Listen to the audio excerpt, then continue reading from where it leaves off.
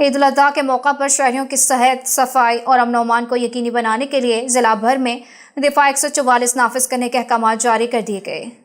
جاری نوٹیفیکیشن کے مطابق قربانی کے جانوروں کے سری پائے، کھالیں اور دیگر باقیات کو سڑکوں، گلیوں، بازاروں، کھلے مقامات یا کسی بھی غیر مجاز جگہ پر جلانے، بھوننے یا روسٹ کرنے پر پابندی عائد کر دی گئی ہے۔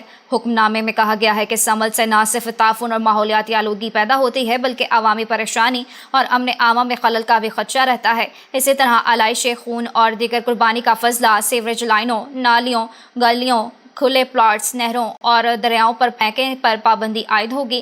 ذرائع کے مطابق قربانی کے فضلہ کو مناسب انداز میں تلف کرنے کے لیے متعلقہ ادارے متحرک رہیں گے، جبکہ شہری بھی صفائی برقرار رکھنے میں انتظامیہ سے تعاون کریں۔ انتظامیہ کی جانب سے خبردار کیا گیا ہے کہ دفاع 144 کی خلاف ورزی کرنے والوں کے خلاف قانون کے مطابق کارروائی عمل میں لائی جائے گی۔ یہ پابندی 27 مئی 2026 سے 2 جون 2026 تک ضلع بھر میں نافذ العمل رہے گی۔